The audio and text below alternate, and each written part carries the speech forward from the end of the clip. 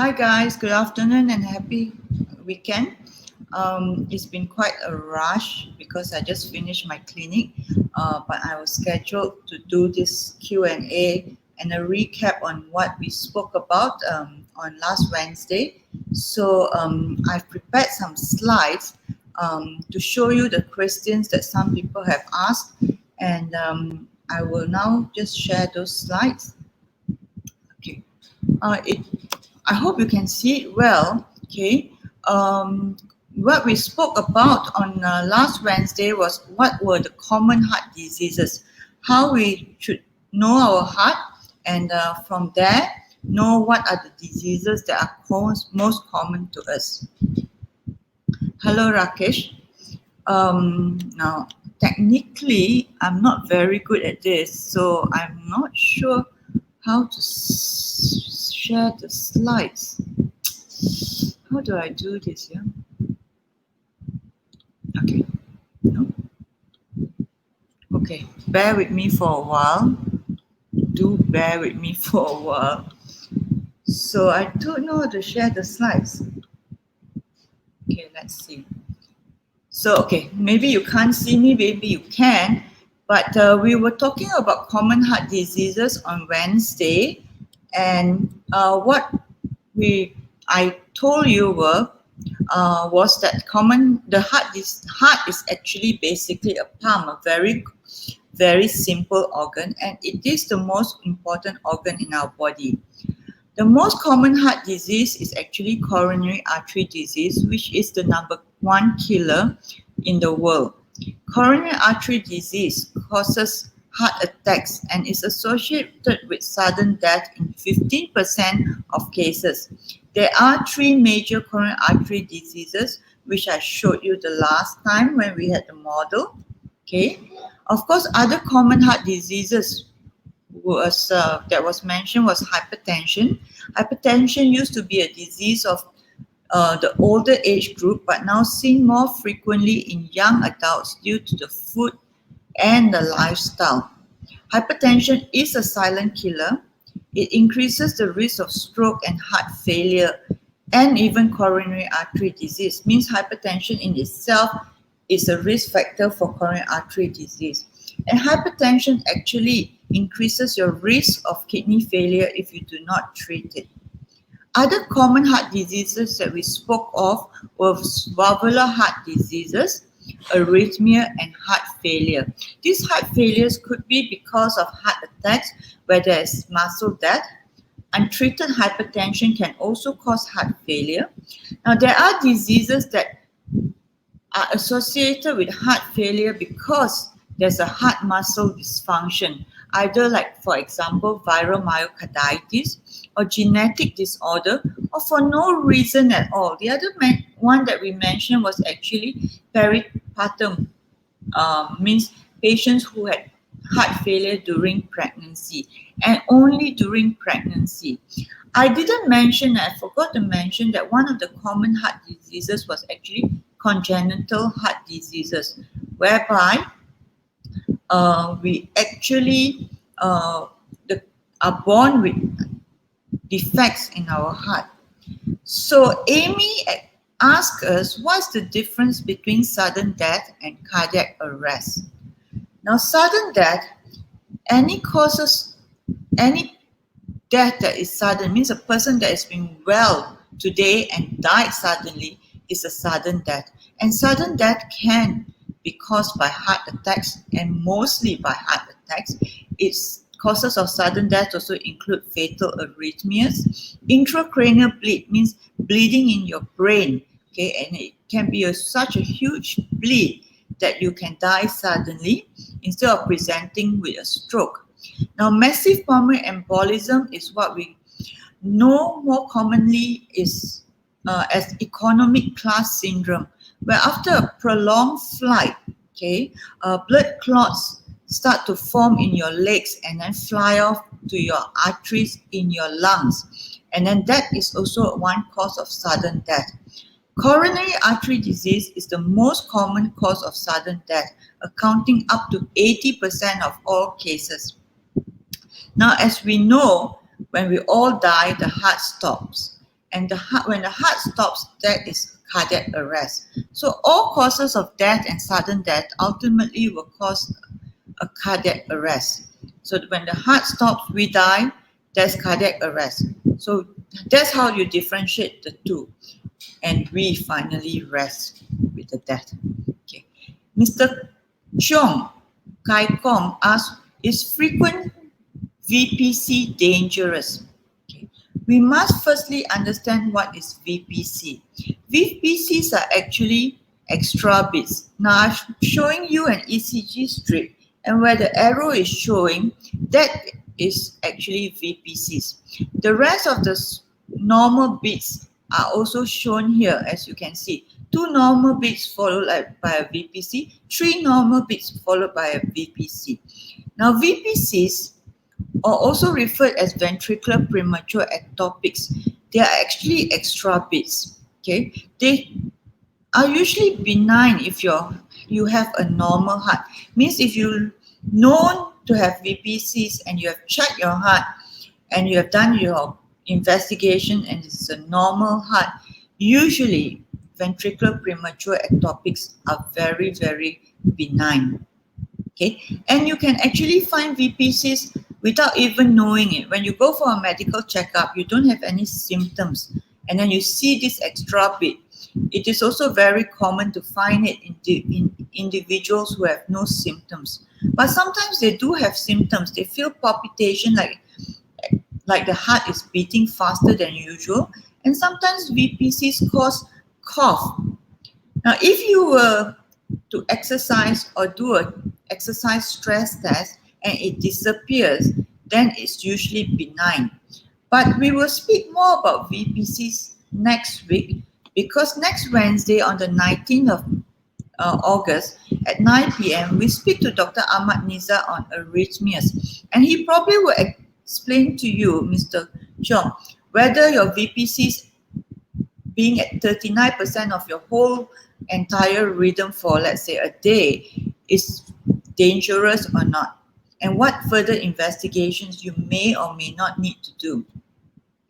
And then Melissa Fu asked, is shortness of breath related to heart disease? Yes, definitely. Common symptoms of heart diseases include chest pain, shortness of breath, palpitation, leg swelling, and giddiness. And shortness of breath is one of the main presentation of heart diseases, especially when they are in heart failure. See, when you are in heart failure, fluid will accumulate in your lungs, and then you can't breathe or you feel short of breath because you are not breathing enough oxygen into your lung. So shortness of breath can happen, let's say, maybe not at rest, but shortness of breath on exertion, shortness of breath on when you're lying down. It is the most common symptoms of heart diseases, especially in heart failure. Okay. Anthony Chong asks, will a hole in the heart slow down the heart rate? Now, a hole in the heart is usually congenital, means there is a hole, which I will demonstrate later. And there are many different types and variation to hole in the heart, and many different complexity. And usually it will be dependent on the size of the hole and when do we find out the hole. Sometimes it is missed when you are a childhood, and then it only found out when you do a medical checkup. And usually a hole in the heart, if detected late, okay, will be more likely to present with tachyarrhythmia rather than a slow heart rate. And in this case, tachyarrhythmia means that a faster heart rate or an abnormal heart rate that is fast. Okay, Mr. Ng Ya Chin asked, can we diagnose aortic dissection before it happened? Now, aortic dissection is actually a medical emergency, and aortic dissection happens suddenly, just like a heart attack. You may have had all the investigations done a month ago, 2 months ago, and it all may be normal, but you still may have a heart attack after your investigations has been shown to be normal. So we cannot diagnose an aortic dissection before it happens. Let me just explain what is an aortic dissection. Now, over the left-hand side, that is the normal artery. And over the right-hand side where it says dissection, there is actually a tear in the blood vessel wall. So because the blood vessel, okay, intraluminally is blood. So the blood then seeps into the tear of the wall. And it's, as time passes by, okay, the blood flow will also then go into the tear and cause the dissection to be even bigger. Okay, it can happen within minutes. Okay, and this dissection then causes two flows. Okay, one through the normal lumen, one into the dissected lumen into the wall of the artery. And this demonstrates it very well, okay? And the tear can actually extend from the small tear to the whole aorta all the way down. And it is a very dangerous disease. It is a nightmare for any doctors because there are not many people who can treat this, okay? It should be treated as an emergency. It should be treated almost immediately. The blood pressure must be brought down as fast as possible so that the tear does not worsen, and it needs to be treated by a cardiothoracic surgeon. Now, not all surgeons can treat this tear, okay? So you need to know who to send it to. So it is a very difficult problem to treat. Okay. Now feel free to ask me more questions. I will entertain any questions. And then if you need to ask me personally, click on doxy.me/Dr. Betty Teh, and then it is like a teleconferencing call, but it is meant to do telemedicine. Let me stop this again. I'm not sure how to do this. Okay, so I hope you can understand everything I say. Okay. Oh, Melissa said blessed Saturday. Okay, thank you. Can stroke lead to serious heart problem? Razif asked. Now, stroke, okay, and heart problems are what we call cardiovascular diseases. Means it is a disease of the arteries. When you have a heart attack, there is a blockage to the arteries supplying your heart. Okay. When you have a stroke, you actually have a blockage that is supplying your brain. Okay. So there are two different diseases. So, but what brings about a heart attack and one brings about a stroke, it is the same. Means whatever risk factors that can cause heart attacks can also cause stroke. For example, if you are a smoker, you are diabetic, or you have high blood pressure, high cholesterol, or family history of cardiovascular diseases, all these 5 can increase your risk of any cardiovascular disease.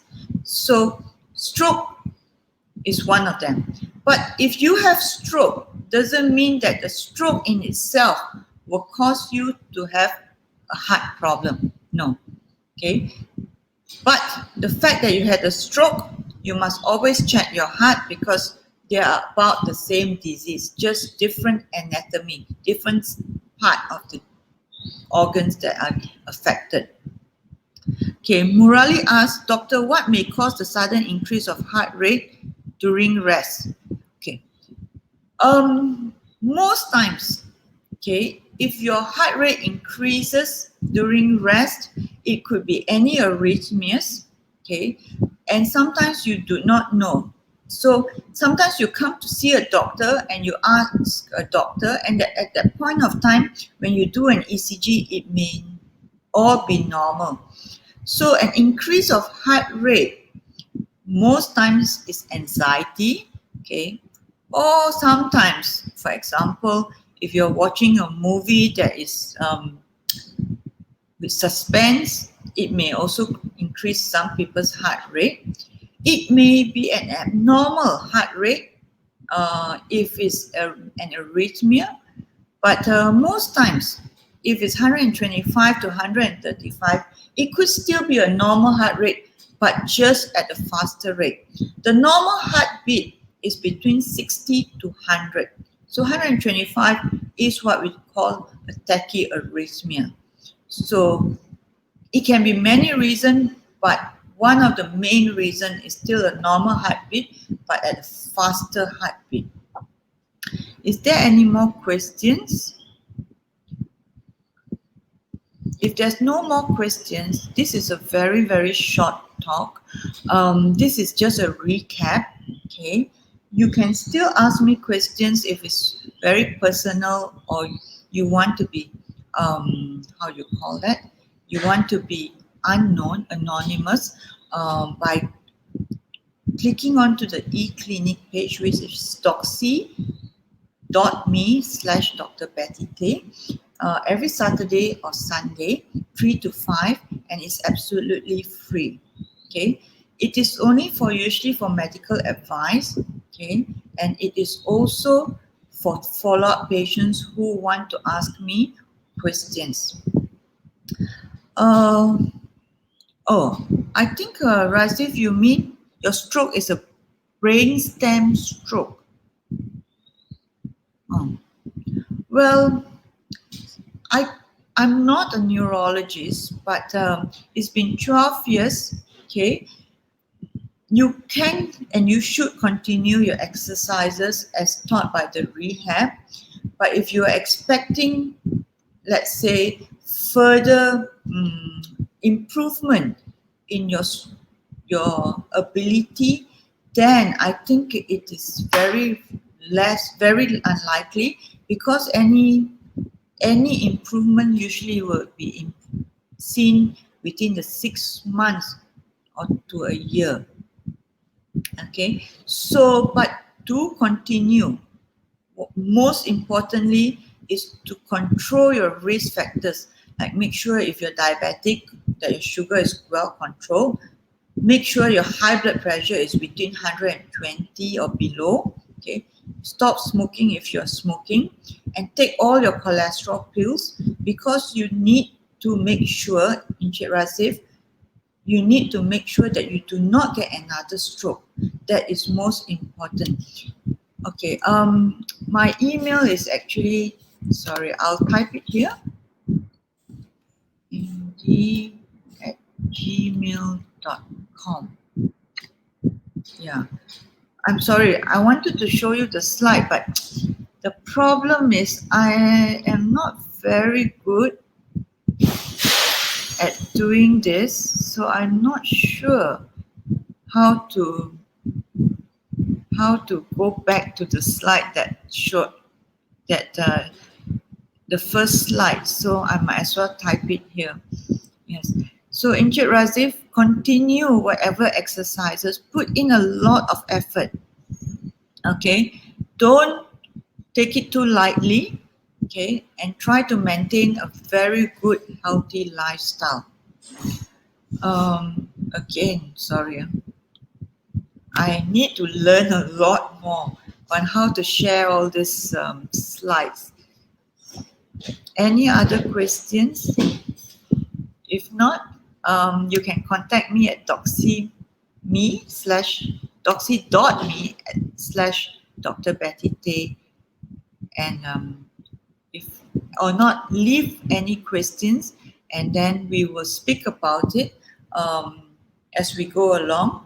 So on Wednesday we see you, because I'm going to interview Dr.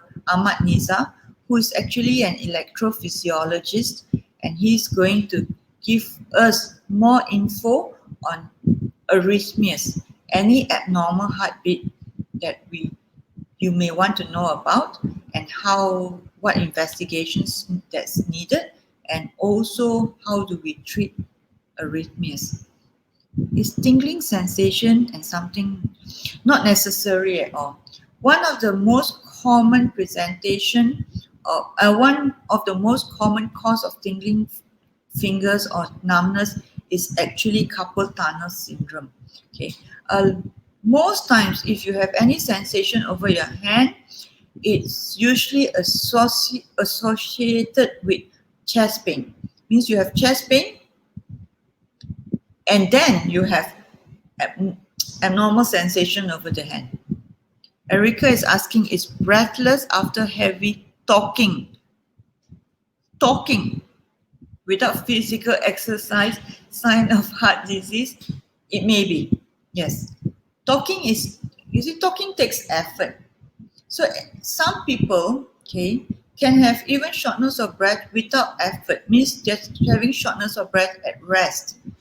And if this shortness of breath is very bad, some people can't even speak a sentence or two sentences.